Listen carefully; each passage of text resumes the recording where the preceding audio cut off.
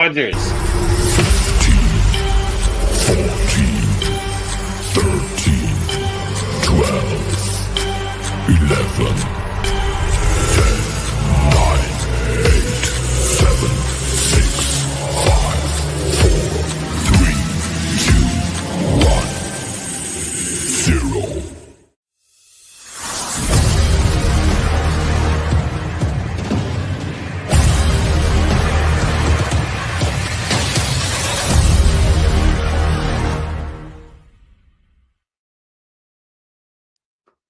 What's going on, people? Welcome on into Unsportsmanlike Conduct, episode 129. It is October. That means that there is baseball playoffs, hockey starting, basketball starting, football. We're heading into week 6 after a disastrous week 5. I don't really tell you how much money I lost this past Sunday. It's not, I don't know where I'm going to be doing the show in the future because I'm risking a lot here, guys. I am Steve. I got Timmy T right on over here. What's going on, sir? It's been such a long time since last time we've seen each other. Yeah, it's been a full 24 hours of hell. Had just another 24 hours of hell on earth. But we'll talk hockey. I want to talk hockey before we get into our world famous football picks. But yeah, goose egg. Because I watched the game. You're watching the game last night. I got just real pissed off. So we got to talk about hockey real quick. More than happy to. I watched all 3 games yesterday. Not the way to open a season. Oh, it wasn't just a Ranger game. It's the new thing seems to be going on all over the NHL, and I hate it. And so we got to talk about it. I would definitely for sure get into that. But I was watching these, and they're probably showing up well before that. But the first people I saw walking towards, what is it called? Amerit Bank Arena, home of the back-to-back world champion Florida Panthers, was around like 2:30 yesterday. Damn. That game started at 5:30? 5? Well, the game started at 5. I think it was 5:30 or 6. Yeah, it was early. Yeah, they were getting there. It's good job. It only takes back-to-back championships to get a fan base riled up. Ant, what's going on with you? A little fantasy football. The death. Yes, I did want to. Yeah, I wanted to make sure that you were going to be here today because after you thoroughly whooped my ass, putting up 200 last week, you lost to a guy who had a guy on bye. I beat somebody also who had somebody on bye, so that worked out for me. The 2 most disheartening things for this for me are that not only that I lost to him, but I lost to him. I saw on Sunday that he didn't have a running back, and it was already the Sunday night game had already started. So his only hope was to pick up someone from the Chiefs game, the Chiefs Jaguars game Monday night, and none of the Jaguars running backs were available. The only running back available who would have been worth a shot is Brashard Smith, the running back for the Chiefs. So I really quickly picked him up just to ensure my opponent couldn't. Excellent and I'm like, work. all right, got it in the bag. And then Lemony Snicket's series of unfortunate events unfolded, and I lost. Marion Hampton having a great game, gets hurt.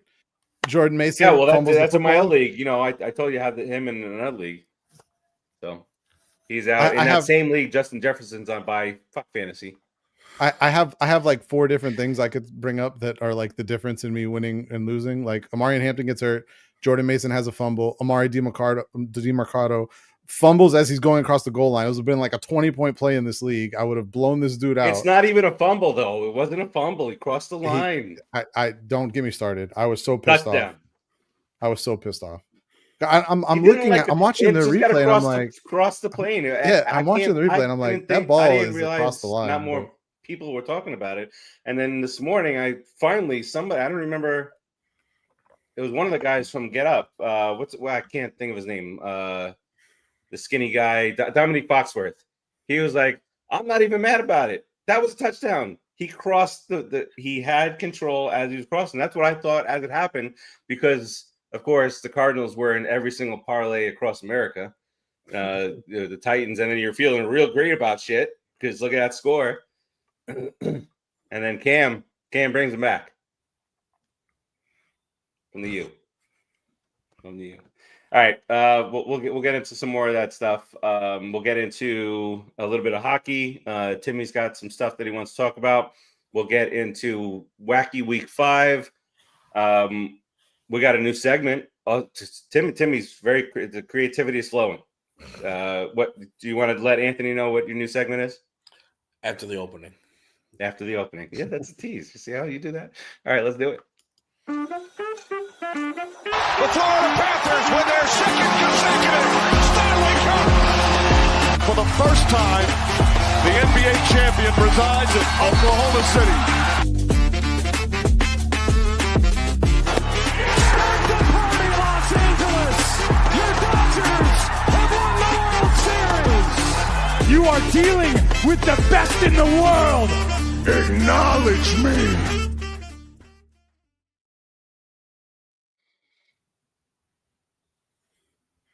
Excellent. Very well done. Oh, wait. Time out. Since we're on the topic, even though we're not, I officially have tickets for November 13th. So 17th, sorry. You mean for the far less cool city of New York? I was asking, I was asking seriously. No, not this is not a you thing. This is not a you thing. This is the troll. Well, and you see today back to back Baker Mayfield, and they sent the Mets collapse thing. He was on a trollish run today. Yeah, today he was on a heater. But I think that on next Monday, I think it's Monday they go on sale. I think I'm gonna try for the DC ones too. Still. Oh, look at this guy. I think I'm gonna do it. Making memories. You're on the John Cena World Tour. Yeah, he's on the tour with him. Yeah. Seeing him in the garden. So I've been to New York several times. I've never been in the Garden. Been by it 100 times. Never been in. So I've never seen any events there. So I'm excited for that. Make sure you walk around. Make sure you walk around and see all the displays. Yeah. Okay, I'll make sure. Well, I'm gonna get there. I'll be there at door open. So they have like Rangers and Hulk Hogan's tights and Billy Joel. Oh, they have it all in the arena. Oh, yeah. As you're walking around in the hallway. Is it? Wait. And that stuff's in MSG all the time. Yeah. That's it. You've got to be. I'm very excited. Like I could have went there to have seen a tennis match, and I would have been excited because it's MSG.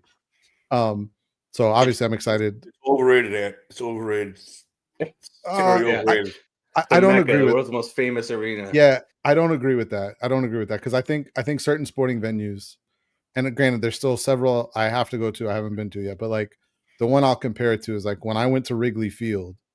It's not like a particularly nice stadium. It's very old. They've updated it since, and I've been to it since they updated it. But like the first time I went there, and it was in shambles when I went because it was before they did all the renovations, before they built Wrigleyville and all that stuff. It's just like look at this is Wrigley Field. Like it has that thing. Been here a very long time. I think there's very few places left like that in America. Fenway Park was like that when I went. It's really old and things falling apart, but it's Fenway Park.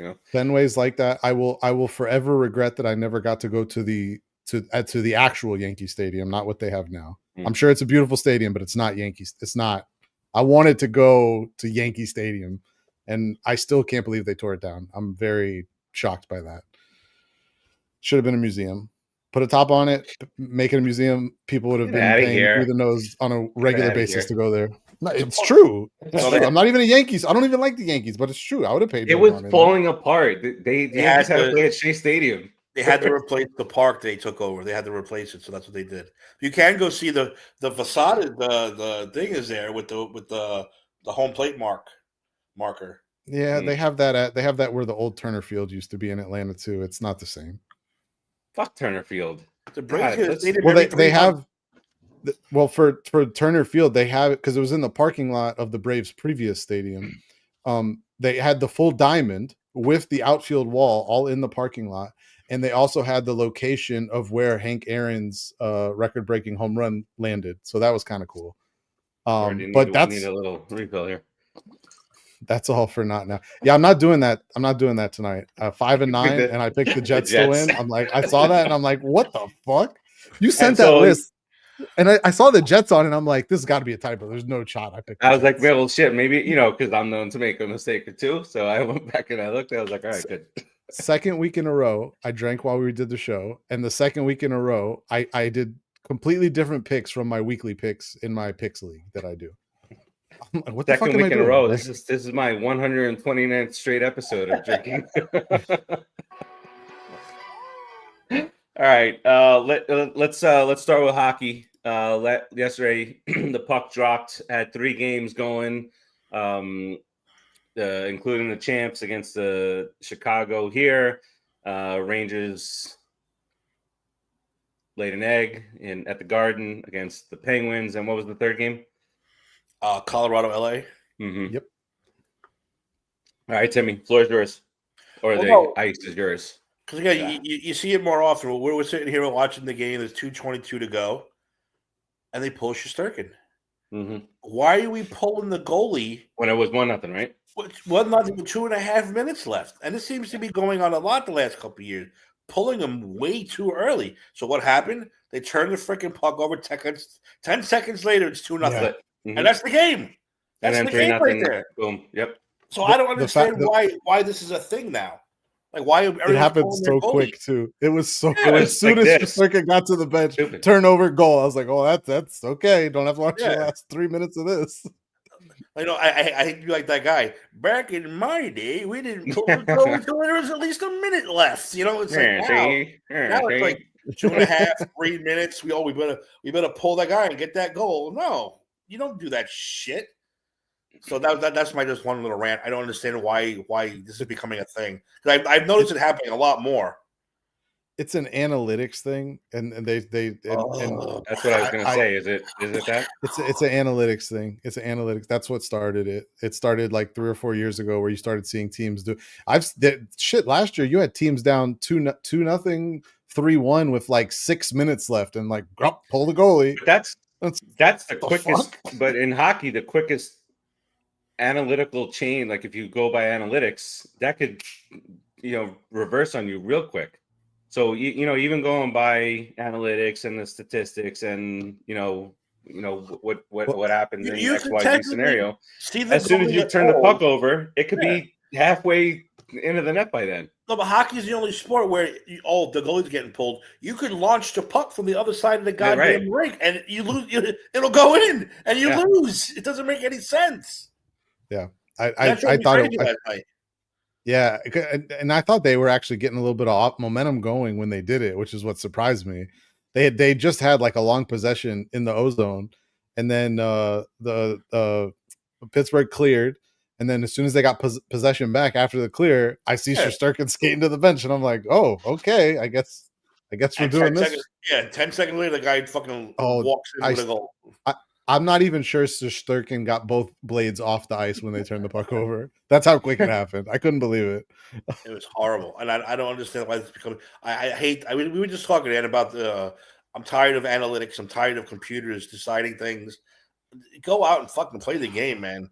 Again, I know I'm the old curmudgeon talking to those damn computers, but still, I like it in some regards. I agree with Steve though. In hockey, I think it's harder with analytics because, like, I'll give you a stat, and this is like a prime example of how hockey should be viewed.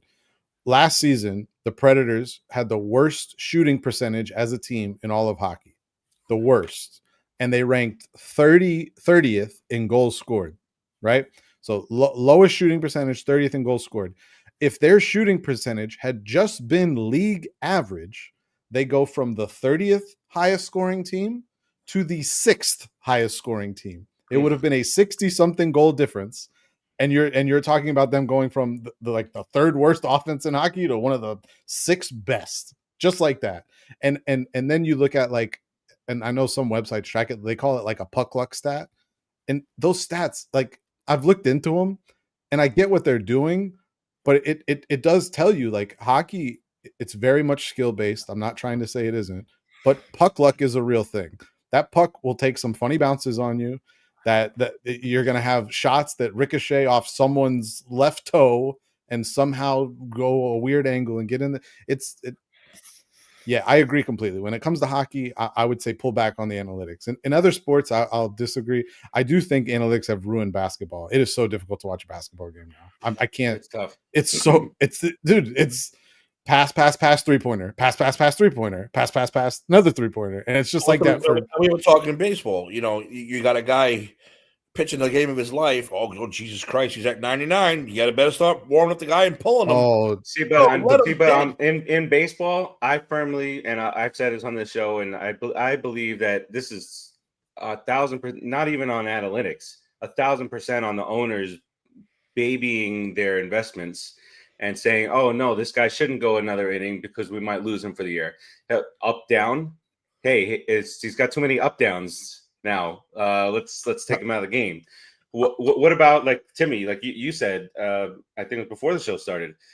How many times do we see, and even an ace pitcher, and ace is used loosely these days. Back in my day, I could do the same thing a little bit. But a guy pitches 30 pitches in the first inning, gets out of it, gives up a run, and then proceeds to shut down the other team for the next 6 innings, goes 7 full innings, 116, 120 pitches, and there you got your guy in there.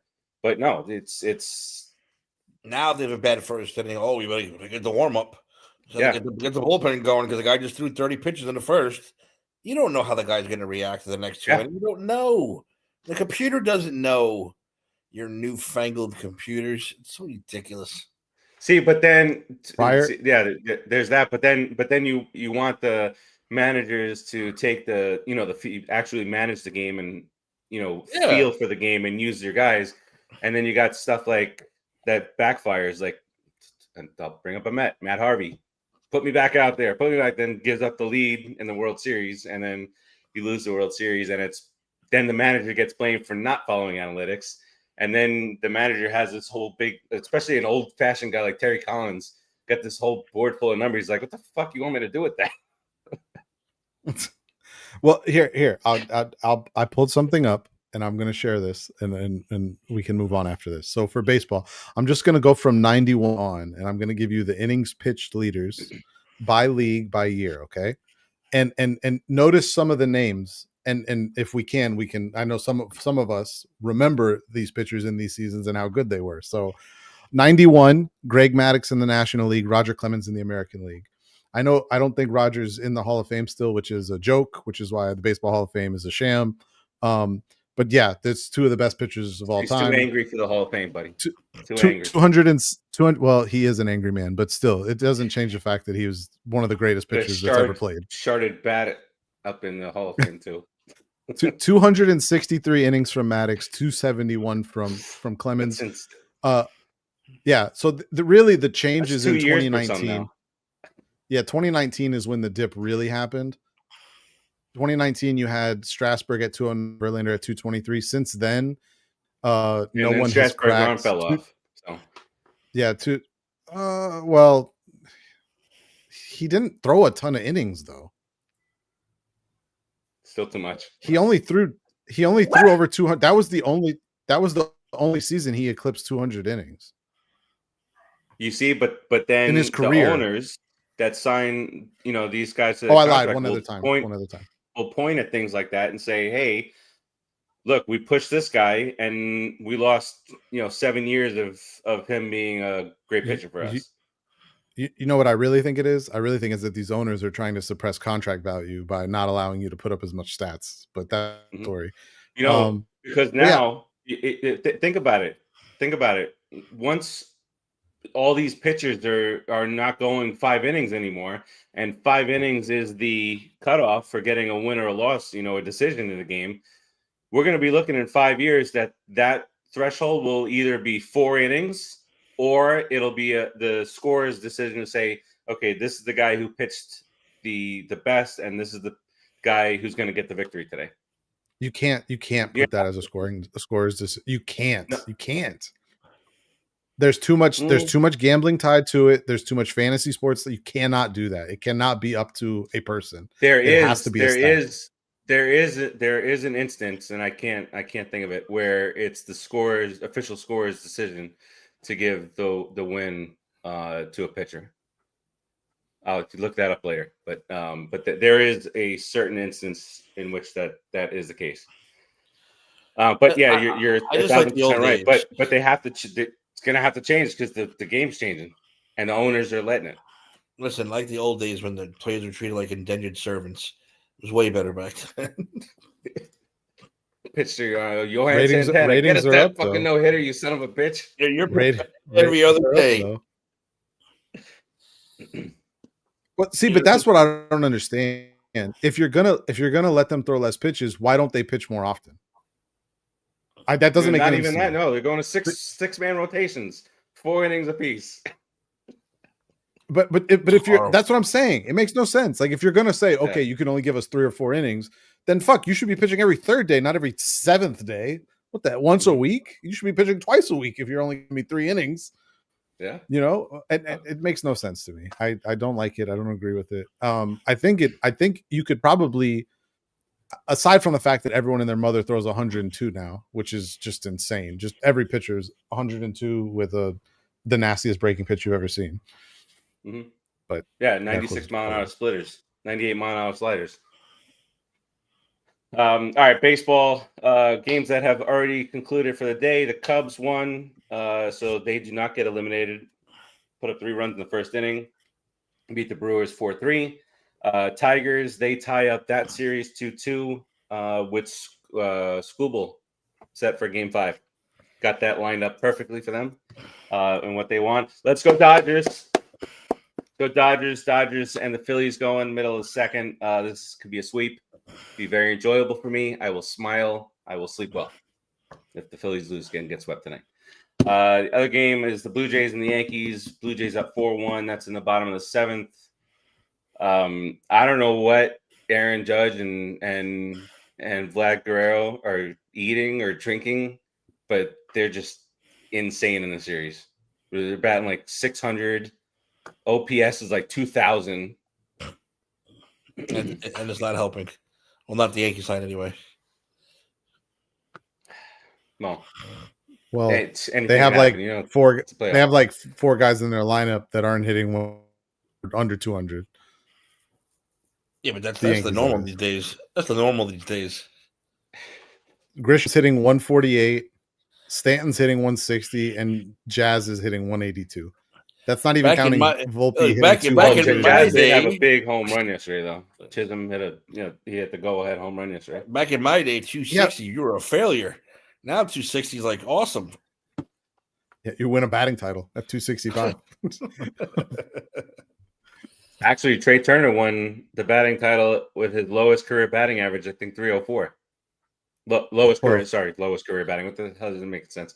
Lowest batting average of his career at 304. I think Judge won in the American League 330 or so, 330, but he's not human. When did the Yankees get Ryan McMahon? Trade deadline. But Ryan McMahon was, he was a nice fantasy guy, nice third baseman. Had pop in Colorado. Doesn't have pop anymore. But everyone has pop in Colorado. Yeah, everyone has pop in Colorado. I remember. I mean, he did hit a decent amount of home runs, and he wasn't tearing the cover off the ball. But when he hit the home run couple today, 30 home run years. Hey, you're right. I just didn't want to say stuff if I was getting out of line. But when he hit the home run, they were like, "Oh, the light hitting third baseman." He did have 30 home runs, but now he's light hitting. All right, so if that score holds, then the Blue Jays will move on, and if the Dodgers win today, they'll move on. Other series will continue here. But you guys have anything to add, Ant, for the sport that is not a sport? Timmy? Nope, I'm good.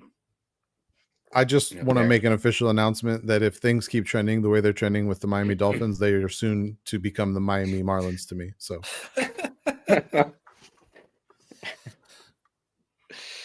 I don't know if that's how we're going to segue. Let's just talk about the head coach's pants. No head coach should wear those pants. No man should wear those pants. Period. Who are we talking about? McDaniels? Oh, skinny sweats that he and they're rolled up at the bottom. When he was walking up the field all crying and shit, I wanted to throw it. I was like, "Good, you fucking pansy! Put some real man pants on." I think I'd rather see people wear jeans on the sideline. Just wear Paris jeans. Just wear jorts. Jorts would be better than those things. The only NFL head coach who would actually go out there wearing jorts is 100% Dan Campbell. Dan Campbell would be on the sideline in jorts, and no one would bat an eyelash. And he would rock them. He'd have a Detroit Lion collared shirt with buttons, jorts. The fattest lip of dip in his hat, and the brightest white sneakers you've ever seen in your life. Dan Campbell was the head coach of the Miami Dolphins, by the way, for a period of time. In case anyone doesn't remember that, we decided that we needed someone else. You wanted to go a better option. But there's actually like 5 head coaches in the NFL right now that were coaches on the Dolphins team over the last like 7 or 8 years. So they're all doing pretty well. We suck. What do you know? What do you know? Oh, dude, sorry, that tickled me more than it should have. Then you hear all these reports this week. Well, they're thinking about getting rid of Mike McDaniel, and then as soon as everyone starts like, "What the fuck about Chris Greer?" Everyone's like, "Well, they're going to be patient." It's like it's been like 16 fucking years. Like, what? He's going to fucking die before you fire him. Jesus. It's rough. But the things that he says, like if I was in the media room there, I couldn't take him seriously. And did I ever tell you the story that I asked Coach Philbin his last question ever as a head coach? Did you really? Yeah. I wasn't even going to ask him a question, and he was about to like walk out, and I don't even remember what the hell I asked, but that was all she wrote for him. Put the kibosh on that. Because he answered your question, he got fired. I hope you sleep well at night. Yeah. That's my claim to fame. Coach Philbin fired. Your savior from Green Bay. Can you do me a favor? Can you get some press passes and interview Chris Greer, please?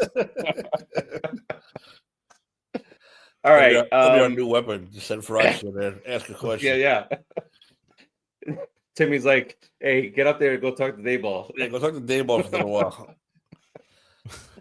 All right. So is everyone on my side with the Dayball thing? Is everyone on my side about this now?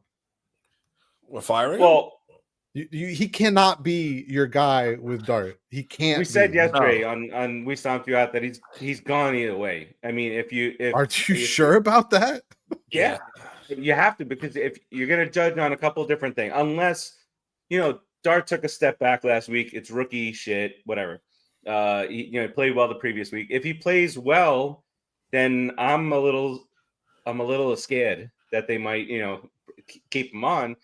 But if they go by just straight up wins and losses, then he's done. He's gone. They haven't gone by straight up wins and losses since he's been there. So there's even more of a meltdown within the Giants organization with the Saquon Barkley documentary, but we'll get to that. Week 5 was a complete disaster. Overall, we went 28-42. Timmy finished first place at 7-7. Woo! It's a complete disaster. 500, baby. 500. 50% fails in school, wins the week here. Love it. Wins the week, baby. I set the curve for everybody. It's all right. So guess what? So we have not been we haven't picked locks of the week. Timmy gets the first pick at lock of the week because he went 7-7. I went 6-8. Ant, Dave, and Ed all went 5-9. Rams screwed us. Eagles screwed us. Giants screwed us. That's weird to say.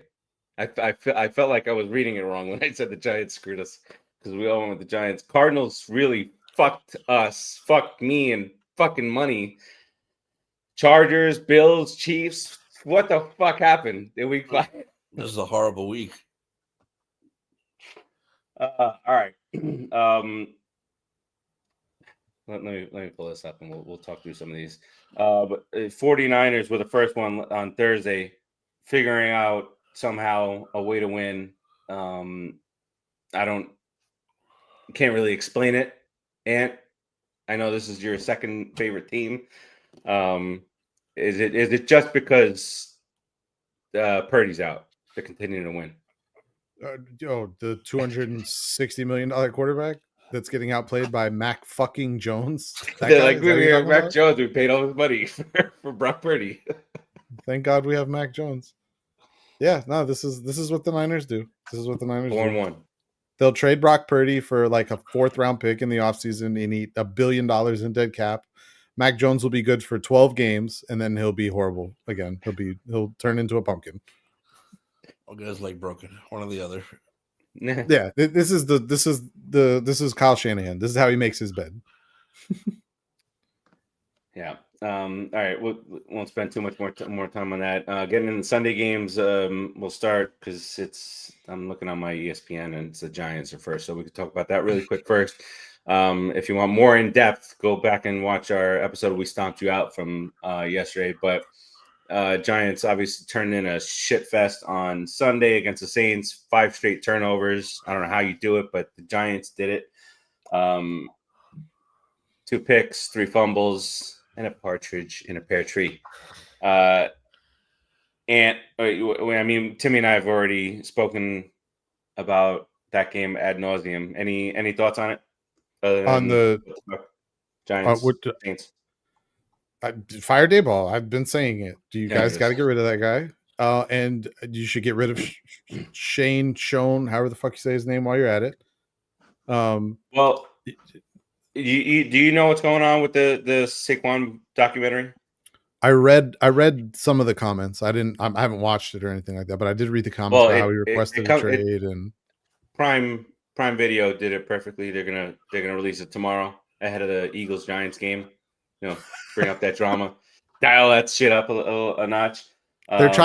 Amazon's trying to help you guys. If you guys get annihilated tomorrow Scorsese release did that. It. Scorsese even better. Produced it. if you guys get annihilated on Thursday Night Football and they happen to release this, they have no choice but to take the 10 days off and be like, we got to get a new coach in here. So we'll find out for sure what is actually said tomorrow. But Timmy, you sent me a video stating something else. We'll find out tomorrow. But basically, and Barkley. Story goes that and they have quotes in here, but it's not the full story yet.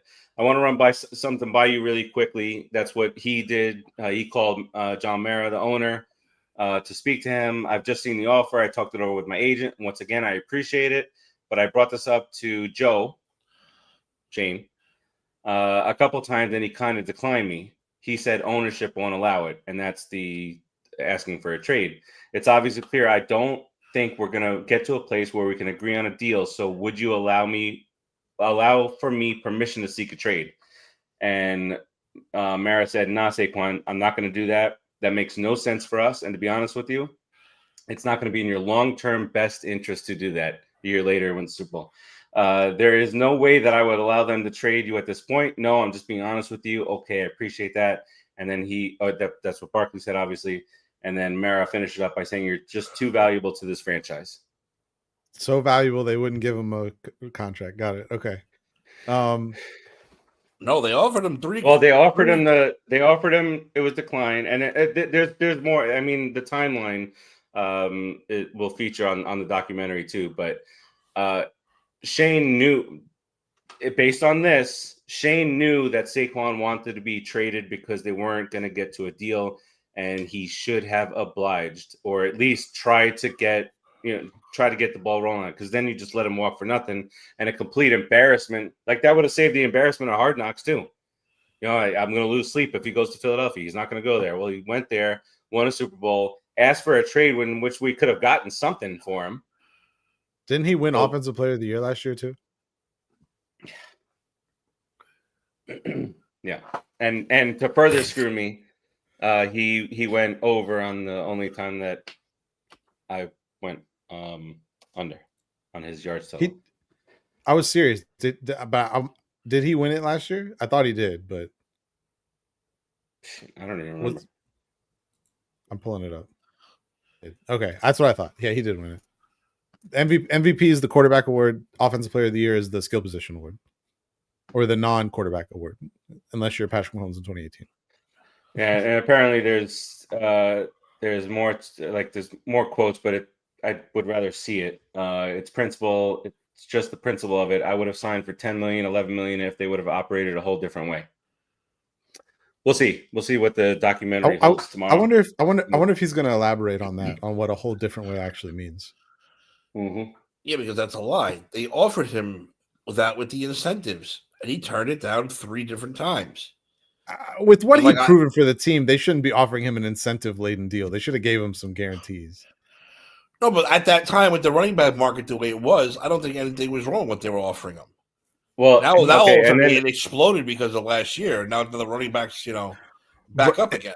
Yeah, it went like this. I may be misremembering this, but if I'm not mistaken, the first year he was a free agent, the deal that got leaked still was the equivalent in guarantees of if he just got franchise tagged twice.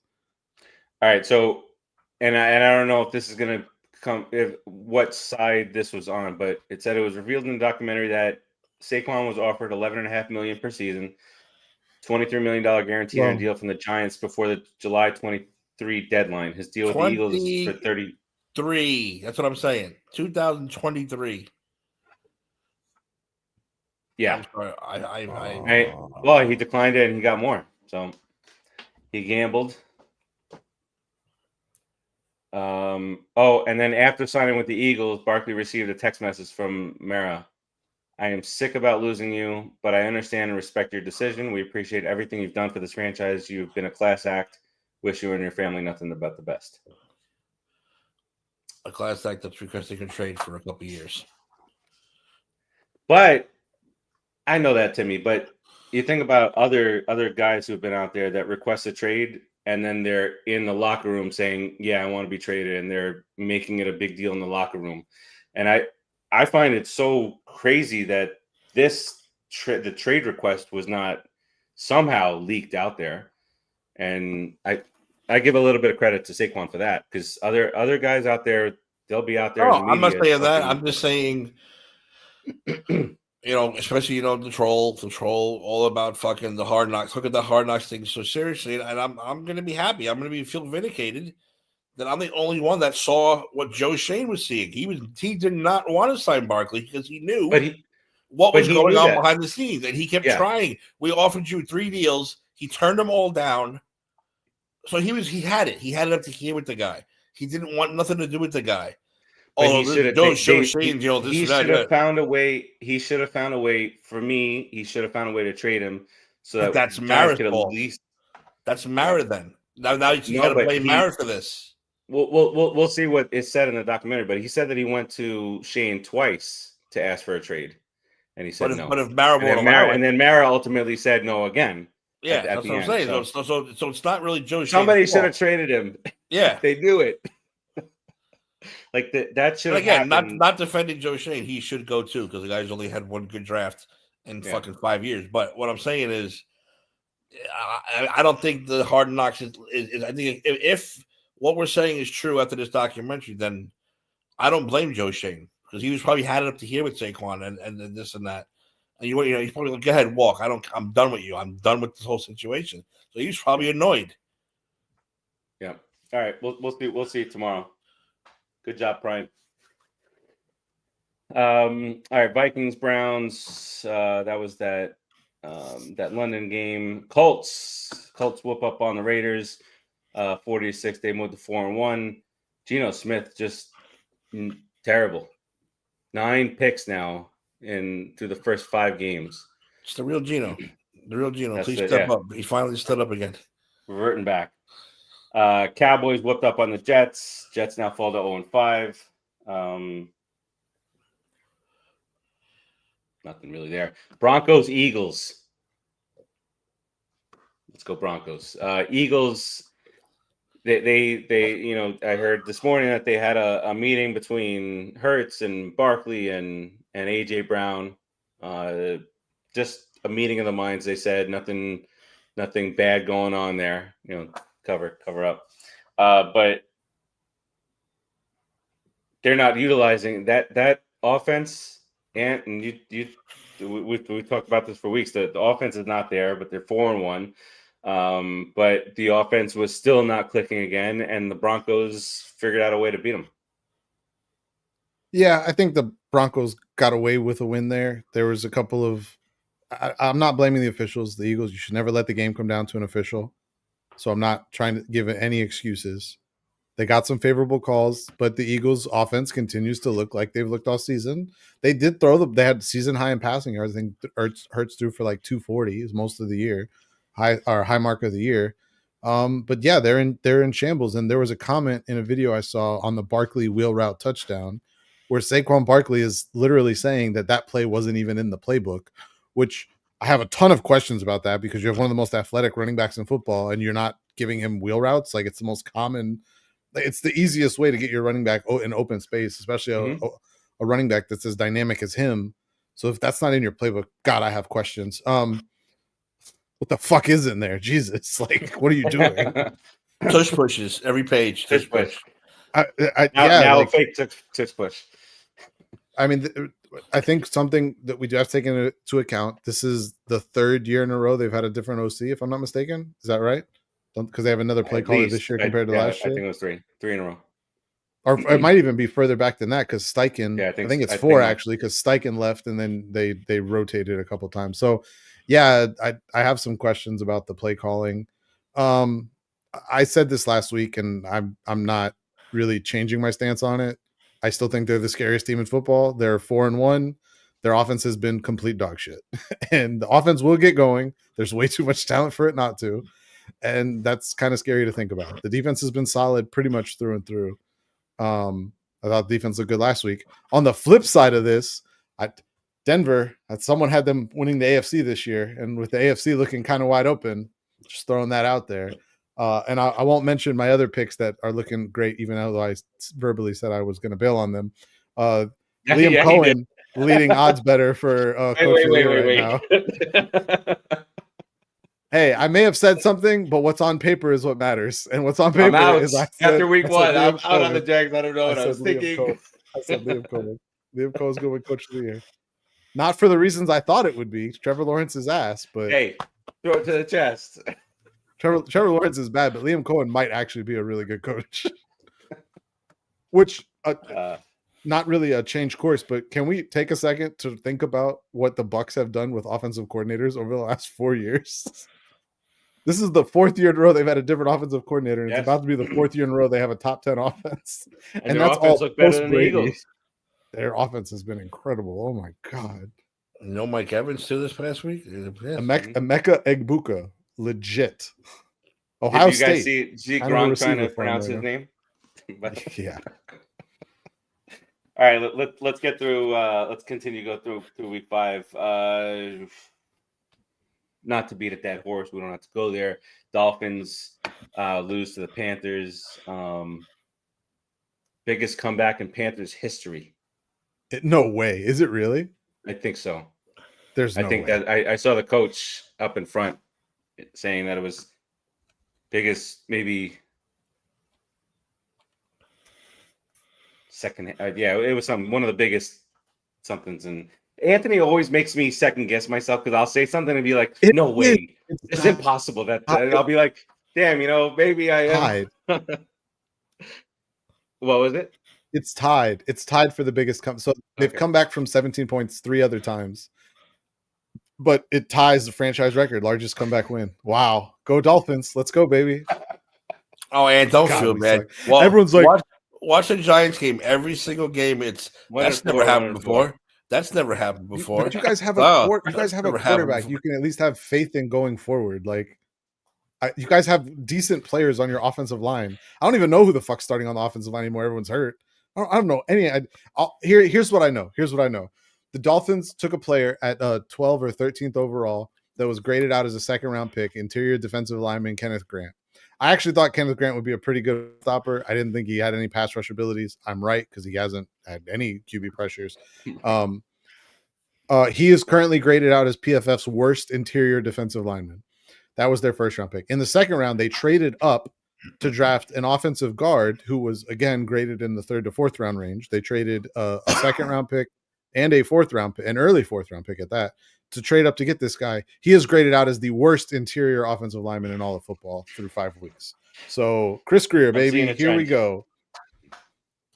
fucking suck, man. We have Jalen Phillips, Bradley Chubb, Chop Robinson, and Zach Sealer, and we have the worst QB pressure rate in football. I feel your pain. Don't worry about it. Misery. We feel your pain. Misery. No, get the fuck out of here. You guys have the Bill Carter, Brian Burns, and Kevon Thibodeau. We haven't had a sack before this year for like 10 years. Not one sack. Brian Burns had like 12 last year. What are you talking about? It feels that way, okay? Brian Burns was great last year. It doesn't feel that way, Ant. It feels like nobody has sacked a quarterback in a decade. But anyway, we digress. I lied. Sorry, I take it back. You lied what? Yeah, how many? He had 8.5 last year. I'm sorry. He has 5 this year. He's going to eclipse that 8.5. All right, Texans whoop up on the Ravens. Dexter Lawrence had 9 last year. Yeah, sexy Dexy. I don't really want to talk about this Cardinals game, and I'm not going to do it. So let's not. That was a touchdown. It was stupid. Yes. It was dumb. Cost me 3 fantasy matchups that one play. But it was a touchdown. I don't understand. My eyes. When I first saw the replay, I was like, I'm like, oh, it must be a bad angle because it definitely looked like he crossed the line. And they showed another angle. I'm like, no, he definitely crossed the line. What the fuck? Why? And then it's a ball down a field, a touchdown, and then they reverse it. I don't get it. That cost me money. It cost me a lot of money. Game of the week: Bucks and Seahawks, 38-35. Back and forth battle. Yeah, it's right. Back and forth battle between 2 former castaway quarterbacks, Baker Mayfield and Darnold. Baker, 29-33, 379. And I would like to point out to the trolls in the world that I do occasionally say some nice things about him. I did say, wow, Baker bomb in the chat. Do you think other trolls would ever do something like that for Indiana Jones? No. Hey, I have a question for you, Steve. Because we did a show before the season started, and Melo and I made a point about Baker Mayfield and how we could see him being an MVP candidate, and you told us we were crazy. I'm still gonna call you crazy because it's week 5. Do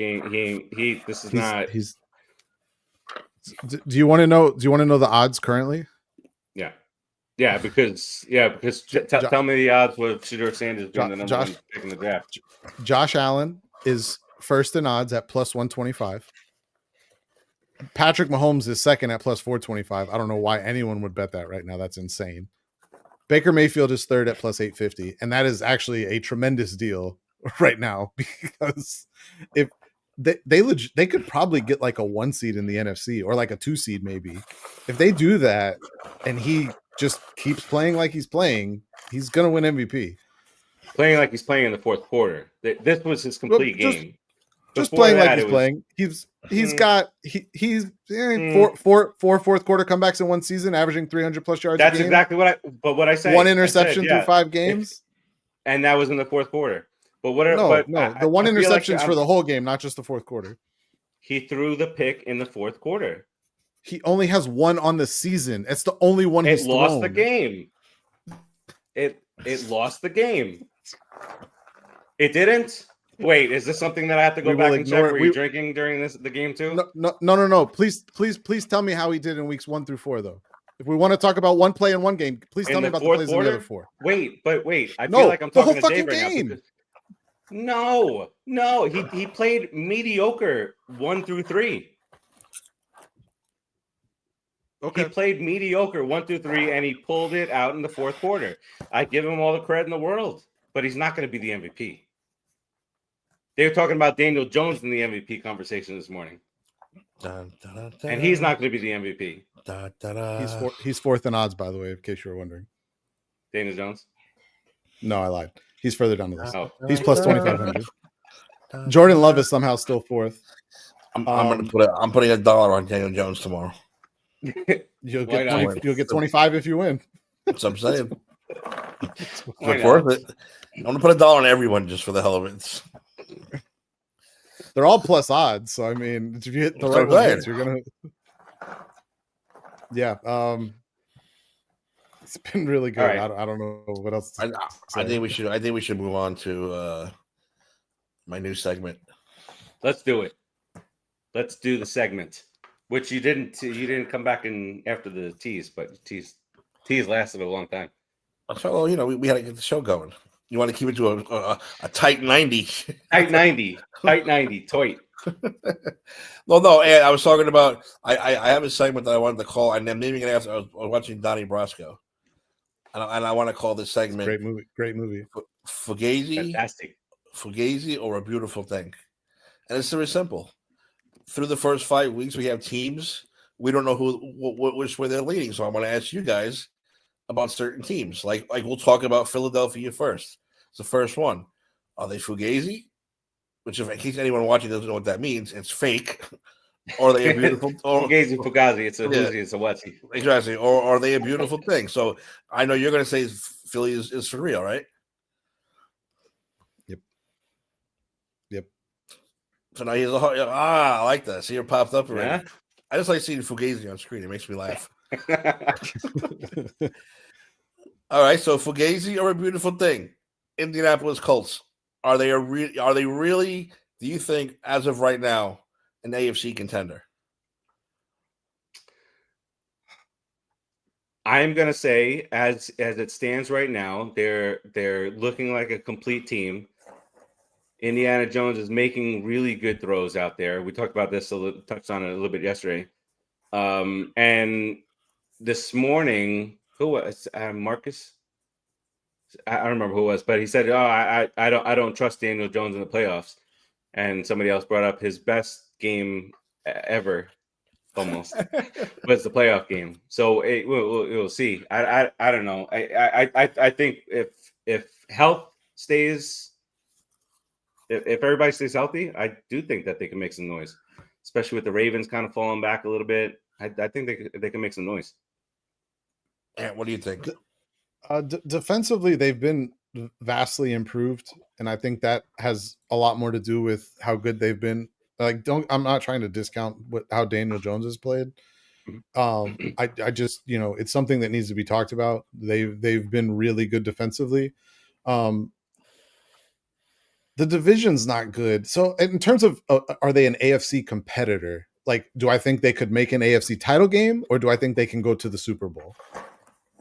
Is that the question? Yeah, are they for real or are they fake?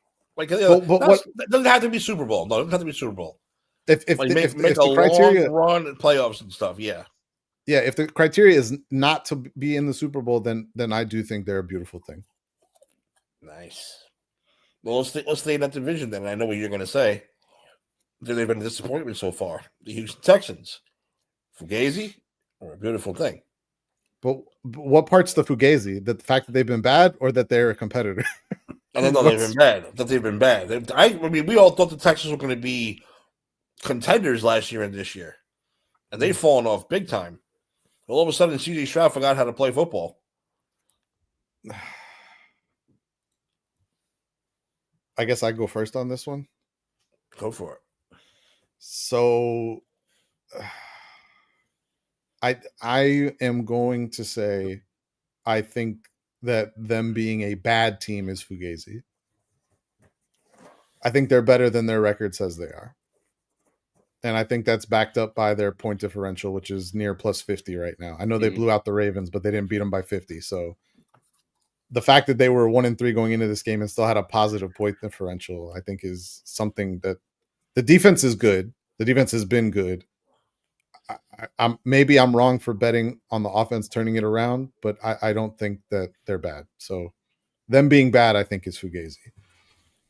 Can we go back to the Colts for a second? Sure. Just as an exercise, going through potential playoff teams. Do you think that the Colts can go further than Houston? Yeah, I think so. What about Baltimore? I don't think Baltimore's making the playoffs. So no. Kansas City? Wouldn't shock me. Kansas City's not what they've been. Do you think they can? So obviously, other teams will eliminate other teams, right? But do you think head to head, do the Colts have a shot to beat Kansas City in the playoffs? Yes, because of the running game and the defense. Absolutely. Chargers? That's my next team. Chargers are my next team. I'm going to ask you guys. I will save you 5 minutes of time. The only team in the AFC I go quicker right now that I would say, well, the only team in the AFC that I would not have confidence that the Colts could be in a playoff game right now is Josh Allen. And I said Josh Allen because the defense is playing like shit right now. But yeah, Buffalo. I think the defense will turn it around eventually. But yeah, it's Buffalo. That's the only team I would have doubts about. Yeah. All right. All right, Timmy. Whoa! You didn't answer on Houston. Is them being bad Fugazi or sorry.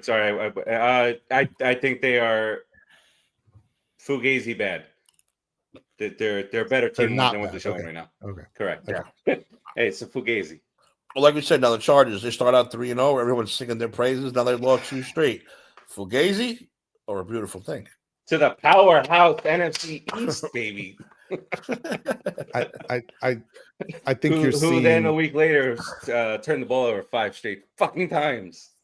I think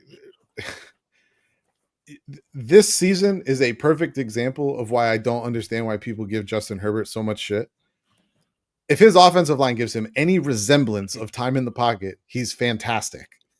As soon as that offensive line goes to shit and he no longer has healthy weapons, things get rough. And this has been the story of his career. When he's been great, when the offensive line's been healthy and good, and when his weapons have been healthy.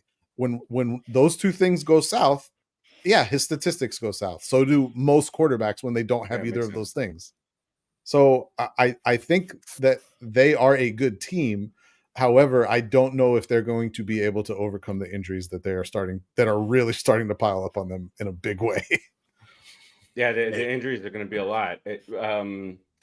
And you think about it, their first 3 weeks, they beat the rest of the division. So they've already got a leg up on them. You lose 2 in a row to the NFC East, which, yeah, their losses are losses, but they don't have that same impact as the in-division games. So, thinking in my head as you were talking, Ant, you might win that division. It's going to be Broncos and the Chiefs. Don't count the Chiefs out yet, obviously, and the Chargers. But even if you do that, it's not like you're getting this crazy home field advantage anyway. No.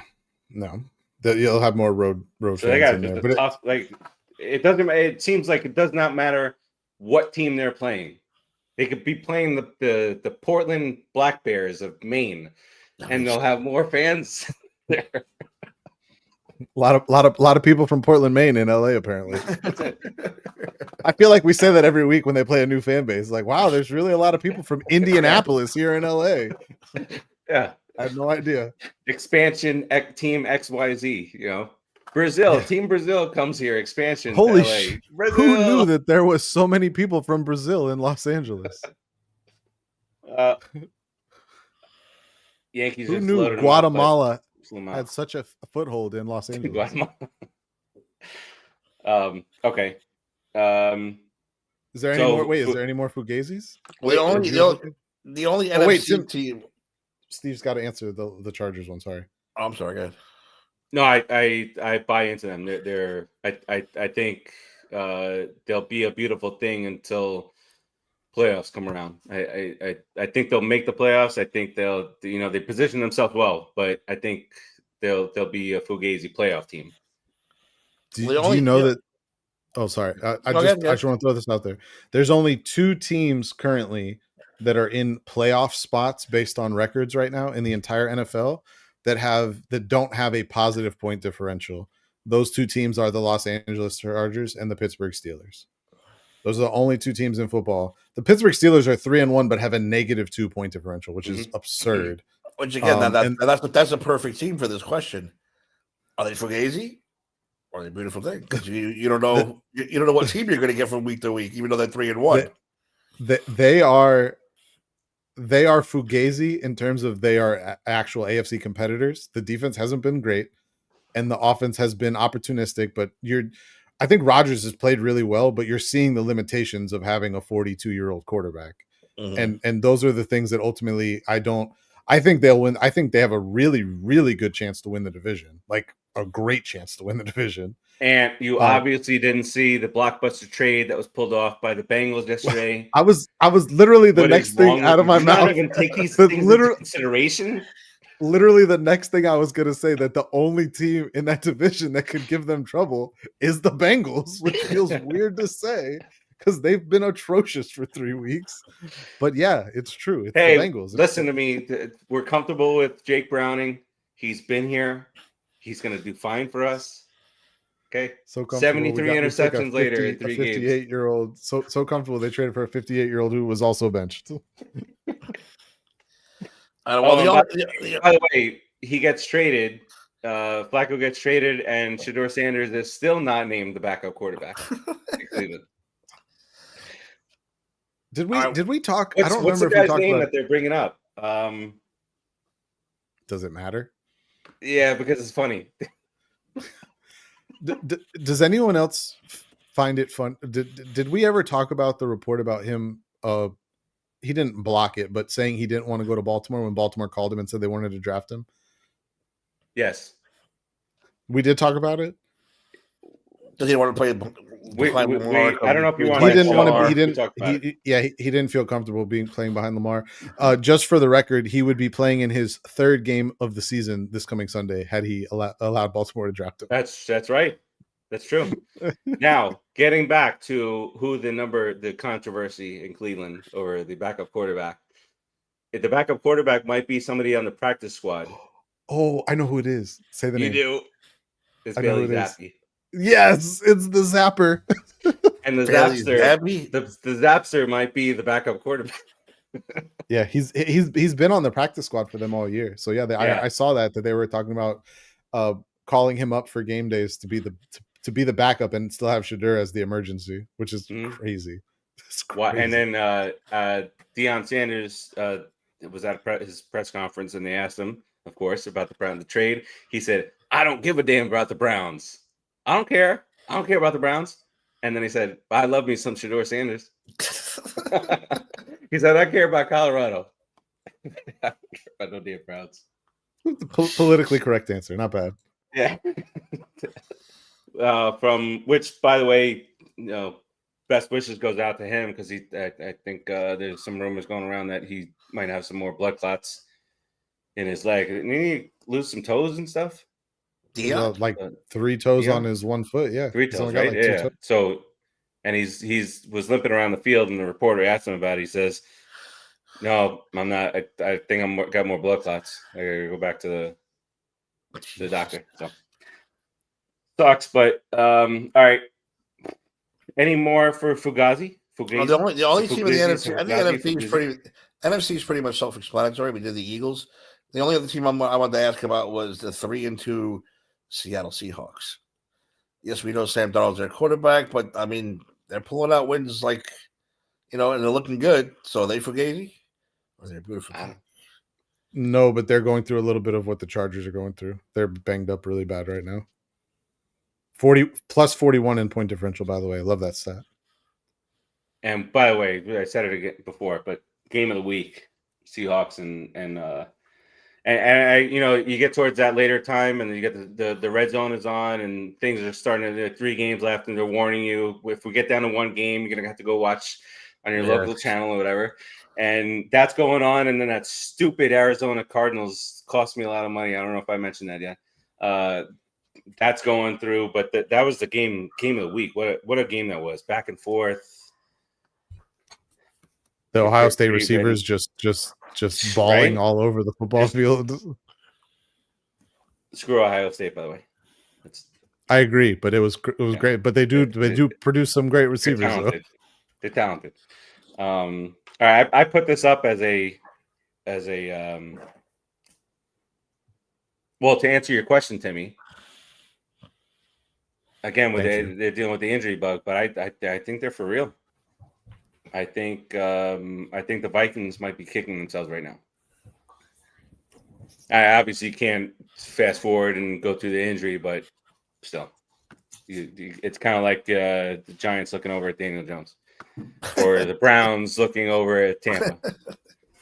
At Is that Wolverine meme looking at the picture, but the Giants looking at Daniel Jones? Yeah. So it's that the Giants looking at Daniel Jones like that, the Jets looking at Darnold like that, the Browns and the Panthers also for Darnold. Browns, Panthers for Baker. I think this is the first time in the history of the show that we'll be able to break an actual NFL trade on the air. The Jacksonville Jaguars have traded a 6th round pick and Tyson Campbell to the Cleveland Browns for Greg Newsome and a 7th round pick. So a little cornerback swap with a draft pick swap for Cleveland and Jacksonville. What were the Browns? 7th and a. The Browns trade 7th and Greg Newsome, and they get back Tyson Campbell in a 6th. I think that's a good trade for Jacksonville. I actually like Greg Newsome. I thought Tyson Campbell would be better, but he really hit. Their defense has been fucking amazing. Their defense has been nasty. It has been, and you guys have any thoughts? Have you seen the constant replay of over and over again on that play where he fell down? The game-winning play. Chris Jones is kind of like chilling. Dude, I'm telling you, half stepping, he was doing nothing. He just kind of stood up. Nice. And was like, he stood up. He saw him fall. He got up and he took a half of a step and then just watched. Get paid a lot of money just watch on that play, okay, Mr. Jones. Let's make Are we about to jump into picks? Fucking Phillies. Phillies up 3-1. Dumb fucks. Dude, it's like they're not making 5. Don't worry about it. No, I know, but I would rather, because 3 seconds after the Mets lost to the Marlins, I get a text, Brian Hom, that asshole from Philadelphia. So I would love it if they would just get swept, so I can text his dumbass at whatever time they lose. Asshole. Phillies fans are uncouth. There's no couthness to them. No, you should make it worse. You should text him at like 3:30 in the morning. Well, he acts like a really old guy, so he's like waking up at 4 o'clock in the morning. So it'll just be 30-minute difference. All right. Anything else newsworthy NFL? No, but I have two things that I'm going to bring up before we get to the picks. 2 things. One of them I have to pull back up because apparently I lost it. Just like the other. The Houston Texans, we were taught them. The Houston Texans are allowing an average of 12 points per game to opponents. Just want to throw that out there. I also want to just do that's crazy. Hold the Rams that's to 13? Really low. Yeah, 12 a game is all they're giving up. They've given up 61 points through 5 games, so 12.2 points per game. The other thing I wanted to bring up is a stat correction based on comments. Steve, the Giants are giving up slightly more than that. Sorry, slightly. A stat correction for a comment Steve made earlier in the day. I was told that Baker Mayfield was the only good in the 4th quarter. I didn't so we're say all he was on the same only page. good in the 4th quarter. I said so we're all on the same page. Only good. Can I say the stat, please? Just so we're all on the same page. Statistically speaking, through 5 games, the 4th quarter is his lowest QBR quarter of any of the 4. You don't like QBR. You can't use QBR. Okay, I'll use QB rate then. I'm messing with you. I'm messing with quarterback rating. But his MVP-ness, if you want to talk about Baker Mayfield being considered MVP, it's his 4th quarter that's getting it done. Is his let's rush for 17 on a 3rd and 15. The rest of the stuff, the first 3 quarters worth. I'm not saying that he's not been a good quarterback. I'm saying that what is separating him and being thought of as an MVP candidate are the 4th quarter comebacks. Without those 4th quarter comebacks, they're 1-4. Statistically speaking, the 4th quarter has been his worst quarter. All right, so then he doesn't deserve the MVP. who does right now over him? The only argument I will hear is Josh Allen. Josh Allen. And statistically Joshua. speaking, he's been way better than Josh Allen. Joshua Allen. You pull out the plug. Like I said, that's the only argument I'll even allow to be talked about is Josh Allen. But if you watch, I don't remember what show the hell I was watching, but the question was, is Dak the best quarterback in the NFL right now? No. Yeah, thank you. Dak, I'm going to put my receiver in the hospital. Prescott, it's not. No. As long as we Dak can agree is on the that, same. He's all.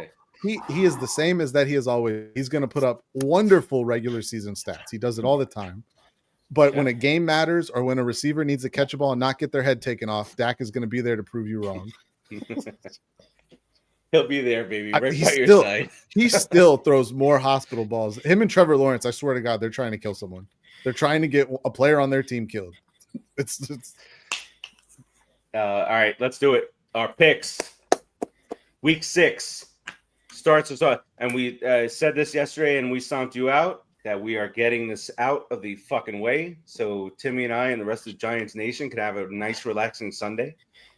Eagles at the Giants on Thursday Night Football after the Saquon Barkley documentary comes out. Eagles are a 7-point favorite. Anybody going any other way besides the Eagles? I would like. I really want them to win. I really, really fucking want them to win this game. I really do too, but I'm gonna have to say, as the proprietor of the best record last year, with 7-7 last week. And is this your lock? I'm going the Eagles with the lock. I really am. Lock of the week against my own team. Against my own team. I can't tell if this is Tim using a little bit of mush magic right here or trying. I don't know. What's the thing? Shut up. We don't know what the universe needs to discuss. We don't know. We don't know what goes on in my mind. Yeah, we don't know. Football gods, they do what they want to do. As you see by week 5, crazy shit. I also want to add that I have a beautiful 4-team teaser that I will throw you guys later, and this game is one of them. Fucking teasers. I teased the fucking Bills to minus 0.5. I teased the fucking Cardinals to minus 0.5. Fuck them both. All right. Did we talk about the Patriots Bills game? Because Drake May at the delight as me as a Dolphins fan that there's 2 Josh Allens in the division now. Do you see some of the fucking throws he was making? He was getting sacked halfway to the ground and he up completion 20 yards. That one throw down the right sideline. I don't remember who it was to. That was insane. Probably Stephon Diggs. He caught everything. So I don't think it was Diggs on that one. It wasn't. But it was someone else. Diggs caught everything. It was so funny. I think that was Kashawn Booty. Booty. They're saying Diggs is talking about how he's onto the second part of his career. He's going to be more of a team guy and all that stuff. And they sarcastically called him the quarterback whisperer. Well, not to did play make up every fucking play, and he's on one of my teams. Not to play up what he's saying there about being a team player, but from everything we've heard from Patriots beat writers, Patriots players, and from Mike Vrabel, he's been a model citizen since being there. So, and Mike Vrabel is not going to mince words. No. If you're being an asshole, he's going to be like, yeah, he's a fucking dick. Yep. That's right. Agreed there. Oh, he's been great. All right. I noticed that when I asked you guys what time would be good for tonight. I only asked you guys, and Melo put like an angry response. Not even a comment. So what are you angry for? I'm trying to get, just give me your picks, Melo.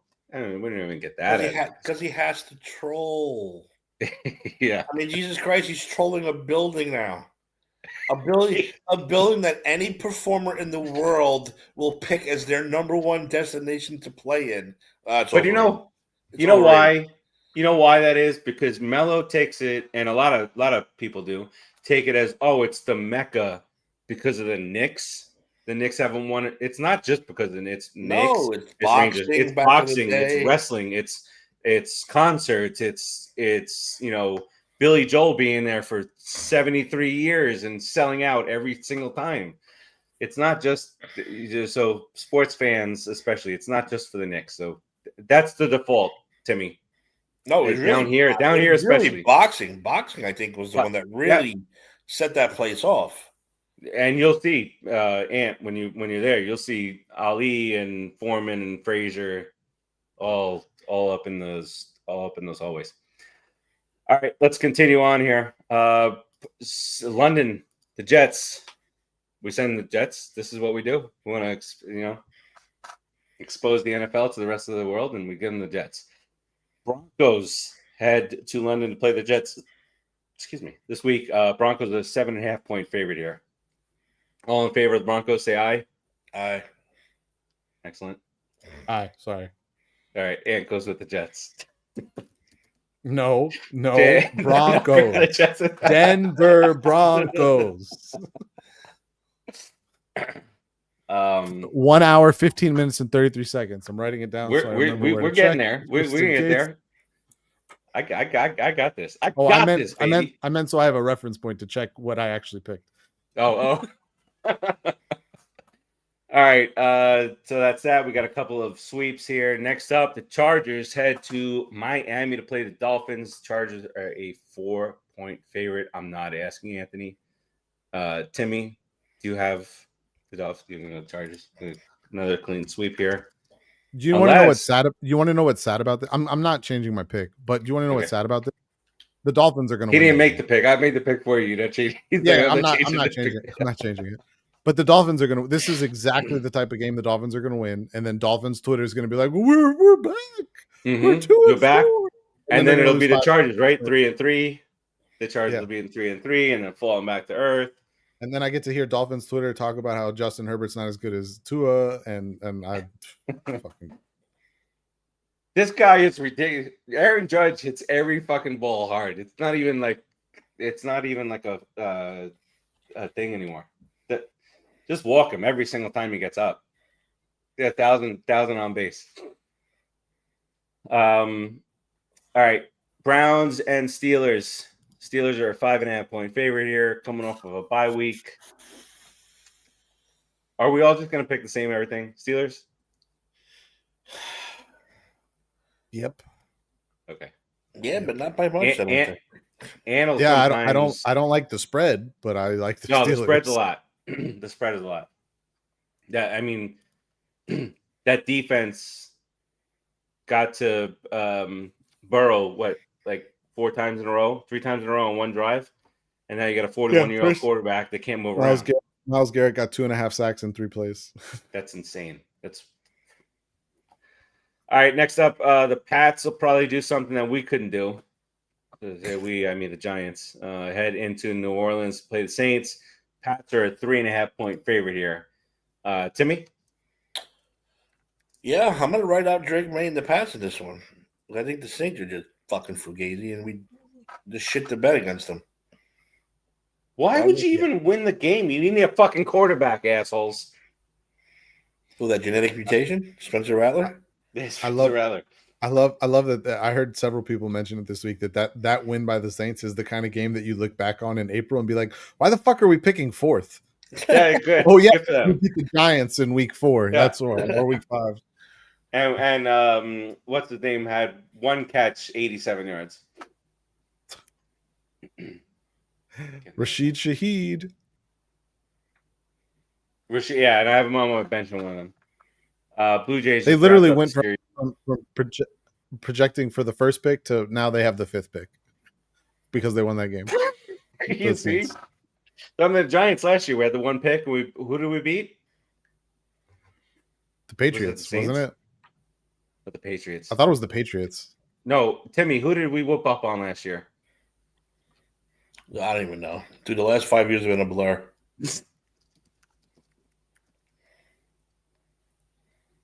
All right, because Indianapolis 45-33, week 17. We didn't even kick their ass. We were up by a lot. You scored 45 fucking points against the Colts. That's a lot. Drew Lock, 309, baby. 171 Where is he? of those. Is he playing football still? He's with. I just saw because the Bengals were thinking about him too. I can't think of it. But 171 of those 309 were the neighbors. What are you eating? What do you eat? Yeah, we had 2 wins. We had a nice little 2, 4, 6, 8, 10 game losing streak. Then, what a nightmare this is. All right, Cardinals and Colts. Fantasy wise, Joe Burrow is done for me. Neighbors is done for me. I trade for this little midget in Arizona. He puts up 15 fucking points, and now he's probably not going to play this week. The fuck am I going to do? Kyler's out too? He no, might not play. He didn't practice, but he's trending towards not playing. Oh, is that because he got concussed by the shotgun snap? You saw that, right? I think yes, I did. Yeah, because I was focused on that game because it was like the last. I almost guaranteed victory because I had picked everything. It was a 6-team teaser, and I had everything right with just the Cardinals and the Bills left. The whole thing's coming out of the and side. Both were -5, and I fucking lost. Fucking betting. He was almost dead. That's what I'm saying. He's about to die. Timmy said, "I'm out." Show's over. Well, let's get Timmy because I don't think he knows that he's still talking on us. All right. Well, okay. All right. So, anyway, my betting and my degeneration gambling aside, fuck the Cardinals, fuck fantasy, and Colts are gonna win this game. Anyone want to say otherwise? Nope. Who's the Cardinals' backup quarterback? So I might have to get him. No idea. No, I picked up Darnold. Darnold in that league. Playing the Jags and points. All right. There's a lot of teasers here.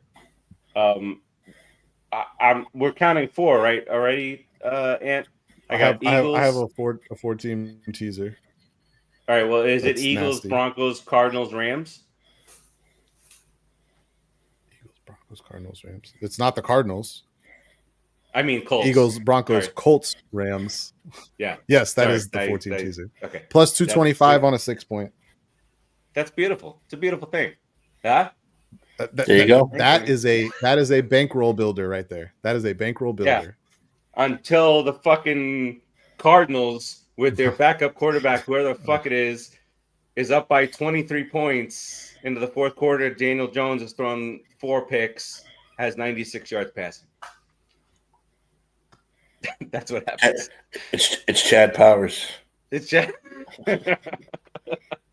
Hey, what? Daniel Jones might be the real life Chad Powers. He's changing his face. All right, next up, Rams and the Ravens. Still considering Lamar out. Rams are favored by 7.5. Rams, the ding dongs all the way around. Yeah, forget Lamar. That entire defense is shot. Defense is a mess. Injuries Do you know that and just trash. Oh, what year was it? Hold on. I saw this stat. But that's why Lamar's out. Forget Lamar. Their whole defense was out last week, and they got their asses handed to them.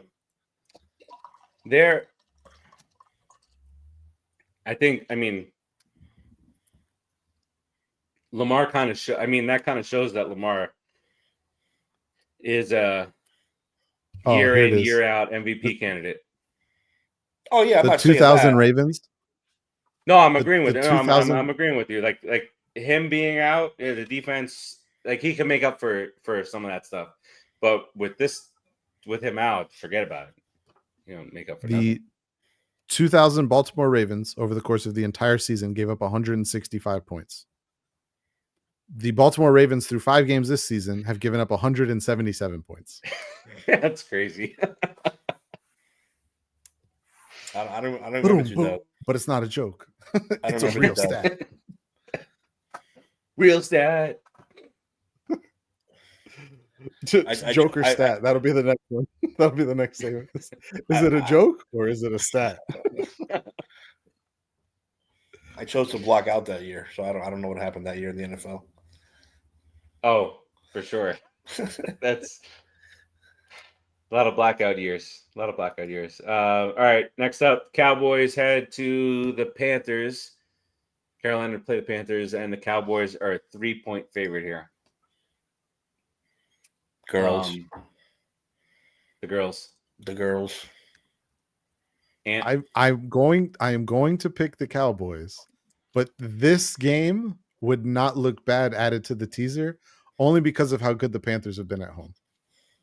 They've been really 10. They're 2-0 at home, 0-3 on the road. Just saying. Oh, you said 6-point team, so +9. And it seems as though anybody can have their way with the Cowboys defense. Literally. And Bryce Young is even on the Jets. Well, yeah, they had some late scores there, but everybody's been able to put up points no matter what point of the game they're in. And the Panthers coming off of a nice comeback win. It's wishful thinking, but I got the Cowboys too. If you're feeling frisky and you wanted to make it a 5-team teaser at +6, it's +350 if you add the Panthers on there. Just saying. At a +9, yeah. I kind of like it. I think I might do that. I think I might add the Panthers on there. I think I might do both. I think I might do it with just the 4 to help make sure I don't lose money, and then do it with all 5. You see? To roll the dice one extra time. You start looking for ways to make up for your fucking stupidity. That's what we do. That's our my brother-in-law has discovered gambling, but he has discovered how crazy the odds can be when you do like 12-leg parlays. And he's wondering why he's not hitting. And I'm like, dude, it's a fucking 12-leg parlay. It's not like if everyone hit 12-leg parlays, we'd all be millionaires. When you're building it, you're like, that shit's gonna happen. Fuck yeah. Please, the last one I lost was a 6-leg parlay. All I had to do was get 1 catch in the first quarter. I'm like, dude, that's a fucking lock. 6 guys, 1 catch. 2 guys didn't do it. I was like, fuck you. That's all, dude. It's always that one leg that just kills you, and then afterwards you feel like such a fucking idiot. You're like, why did I think this was going to happen? Yeah. What was I thinking? Like, how is that not possible? How did I get 1 catch in the first quarter? How do you not go to your star receiver right at the beginning of the game? The week that the Packers played the Cowboys, I won. It was a 4-leg parlay, but it was like +4. It was +400. And I was going back and forth between Micah Parsons over a half of a sack. So he just needed 1. And I was back and forth a billion times on it. Finally went without it. And he didn't get one in regulation. He did get one in overtime. That would have pushed it to +650. Give me a little bit more money, but I'll take what I can get. All right, let's continue on here. Seahawks head down to Jacksonville to play the Jags. This is going to be a torturous one, I think. I feel for Ant. I'm not sure which way he's going to go here. Jags are a 1-point favorite here with the Seahawks coming to the East Coast. Timmy, we'll start with you on this one. I don't like this game. This is the tough one. I don't like this game at all. I usually go with the home team. But the Seahawks are putting up some good numbers. Running game has been good. They do have some. Oh, the Jags just made themselves a nice deal too. I'm gonna go Jags at home. I'm gonna stick to go with the home team bullshit. Jags at home. Ant. I will also be going with the Jags at home. I'm very torn on it. Tough game. Very torn on it. But I will be sticking with the Jaguars. And it's just because it's the home team. 4-1. They're coming off that big Monday night win in which they probably should have lost. You fall down, you get up, you fall down again, and then you somehow get in the end zone because Chris Jones is just standing there watching you. So I'm going to go with the Jags there. Also, do we have all clean sweeps? All clean sweeps so far. All right, next up, the Titans at the Raiders play Geno Smith and company is 9 interceptions over 5 games. The Raiders, I just bit the fuck out of my lip. The Raiders are a 4.5-point favorite in this one against Titans. Ant, we start with you. I know exactly how to take care of this little bite that I just got on my lip. Got to clean the wound. Oh, Put the Windex. Windex. I go Put whiskey. Windex, Okay, the other W. I will take the Raiders reluctantly. I still think the Titans are the worst coach team in football, even though Geno Smith's been the worst quarterback in football. This might be a 3-3 tie. I'm gonna go with the Raiders at home. I know the Titans are coming off that win, but it's against the Cardinals, who is like it's almost like they're the Chargers of the NFC, always finding a way to lose.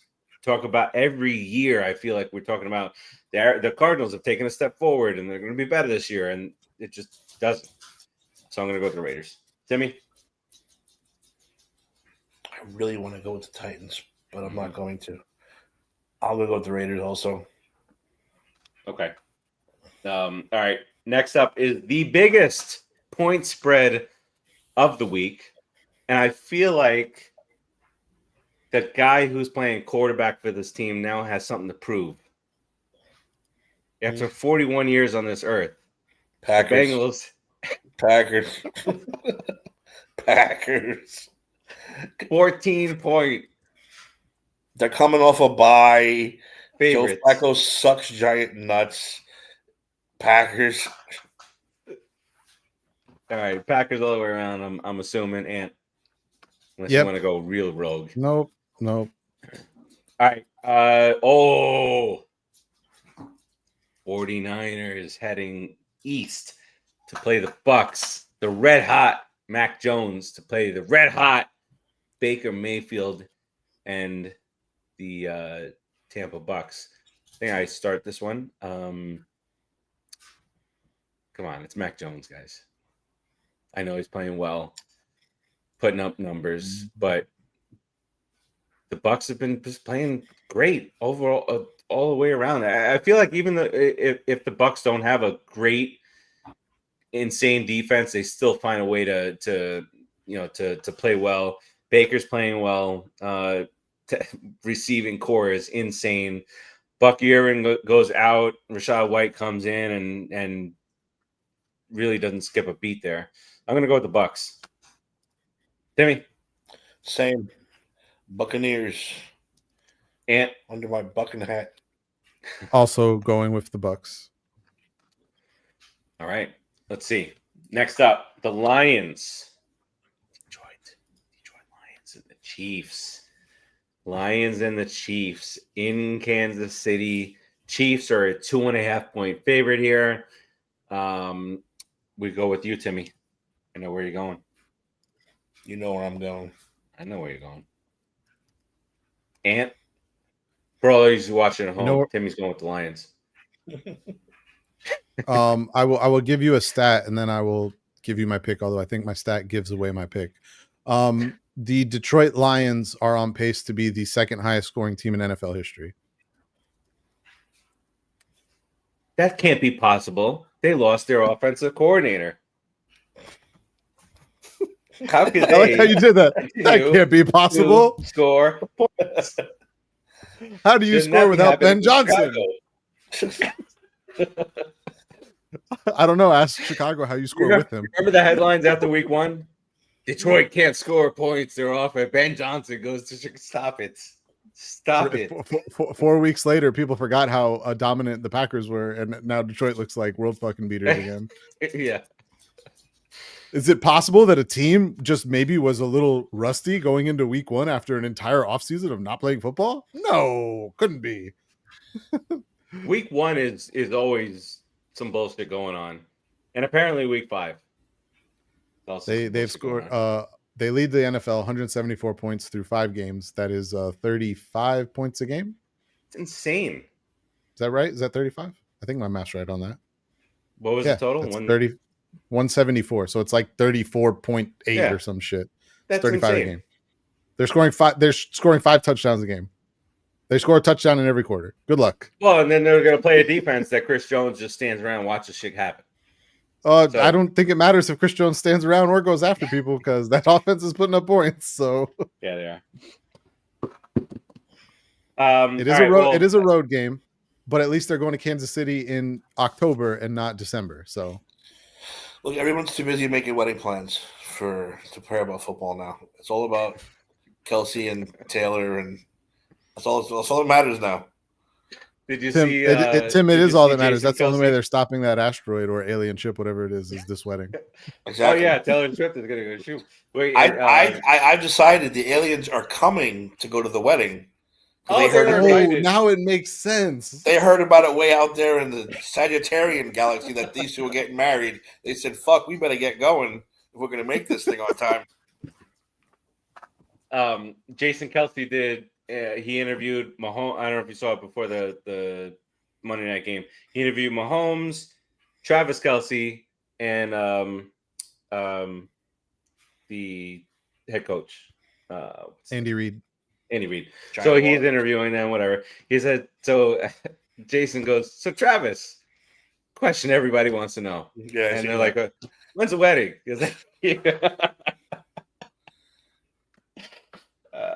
That's great. All right. I did not pick this one yet.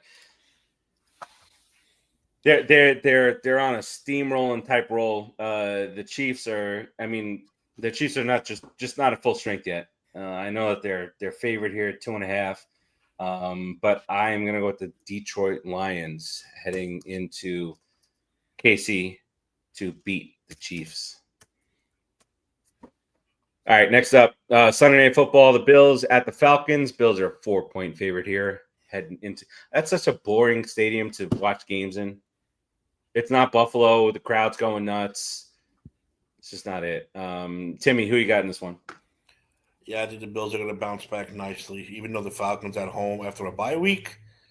They're going to have their shit together, but I think the Bills are going to be upset that they lost to the goddamn Patriots, and they're going to come out on fire. If you're the Bills, are you internally, how concerned are you that the Patriots beat you at home? I'd be concerned. I'd be concerned the division rival did that to you at home. But yeah, definitely. I didn't even listen to Bill Simmons today. It was probably this week. He's probably just awful to listen to. Probably talking about this guy as the MVP of the league and following Tom Brady's footsteps. Ant, who you got in this one? Bill Belichick's coming back. Yeah, Buffalo. Little Buffalo there. All right, and then the Monday night game this week is the Chicago Bears. The Bears heading to Landover, Maryland to play the Commanders. Commanders are a 4-point favorite here. I don't know if McLaurin is back this week. I haven't seen an update on his status, but Commanders are a 4-point favorite against Bears. Ant, we start with you on this one. I am going to take the Commanders, but I don't feel confident in it.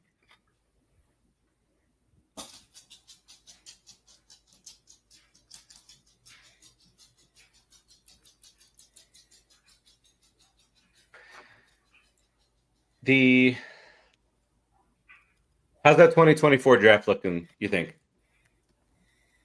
The wrong guy went first. Wrong kid died. Wrong kid.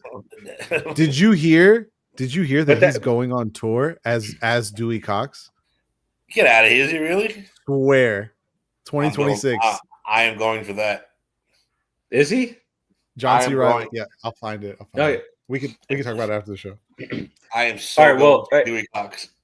That draft is Caleb Williams, Jaden Daniels, Drake May, Michael Penix, McCarthy, and Bo Nix.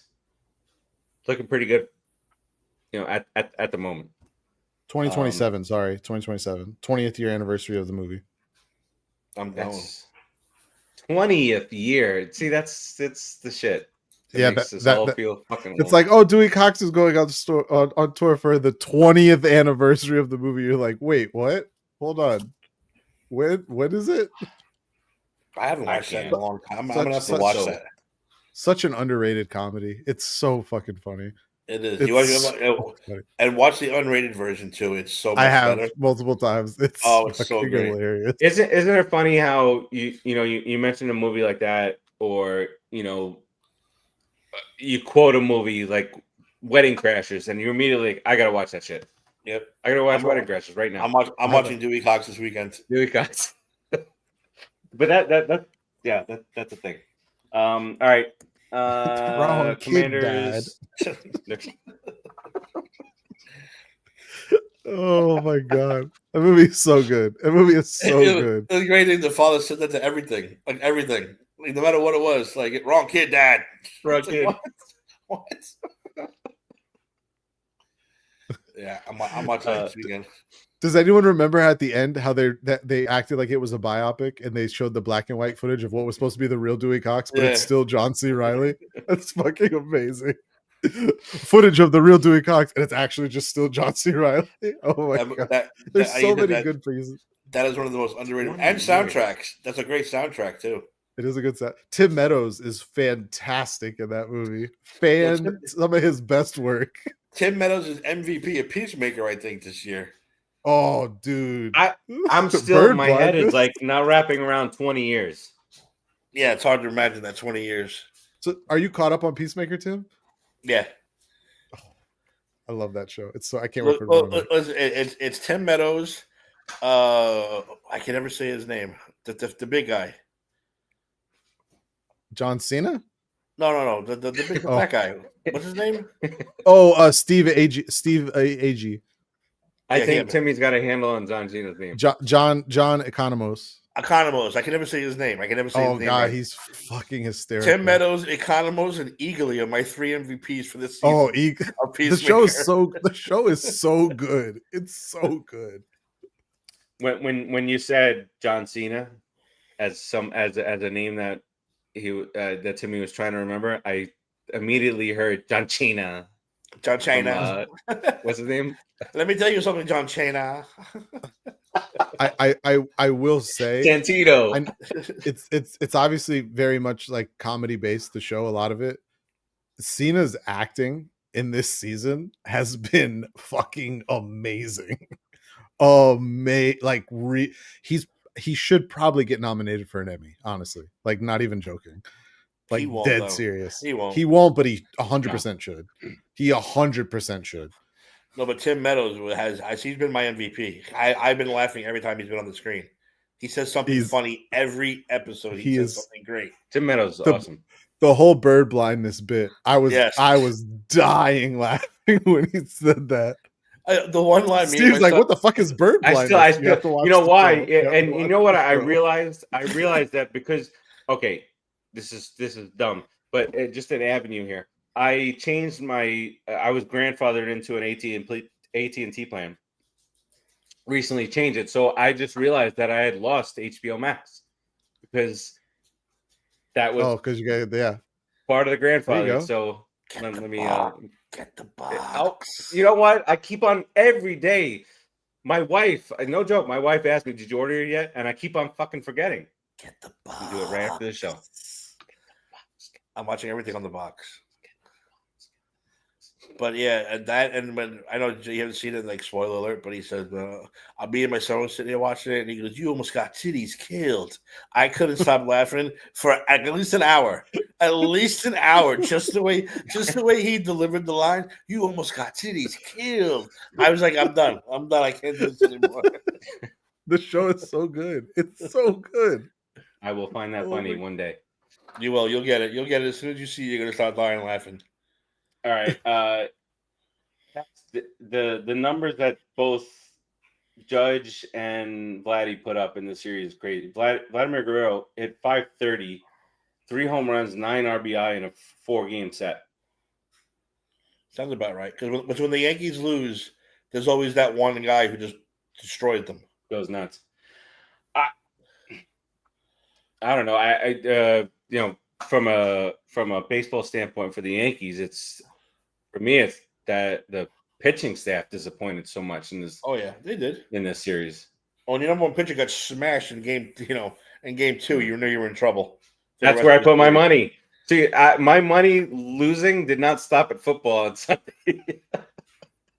lost baseball, betting on ninth grade water polo. Just didn't work out for me. All right, to get back to this, I have the Commanders against the Bears on Monday night. Timmy? Have we agreed on every single pick so far? Yes. We did. We 1,000% agreed on. You know what? Give me the Bears. There it is. Give me the Bears. Just like the guys on ESPN. Tim, we can't all agree. So Tim is guaranteed first or last this week. Exactly. Oh wait, I have to pick my lock. I'm gonna go with the Packers. Packers are gonna be my lock of the week. I'll take the Broncos since I'm next. You are next, and you're next by way of tiebreaker, by way of you actually being on the show. You got the Broncos here, but also the tiebreaker. Also the tiebreaker. Melo, if I had to guess, he would. He's definitely going Steelers. Go Pats. He would pick the Cardinals over the Colts. Let's be honest. Oh, he picked the Raiders. He would pick. He would agree with us on the Raiders. And he probably would have went Chiefs on Chiefs and Lions. I think those might have been the two. He don't pick no Lions. He don't pick no anybody playing against Daniel Jones. He picks them. All right, that's it. That's our slate. That's our week 6. We didn't get to a tight 90 minutes, which is better than a tight 2. Let's do round robin here. Timmy, what do you got here on the way out here? Wrong kid died. I'm gonna watch that. I'm watching that this I have to watch it this weekend because again, it's a phenomenal soundtrack too. So watch your sports. Watch the Giants get their ass whooped tomorrow night. Fuck Saquon Barkley and Dewey Cox. Let's go.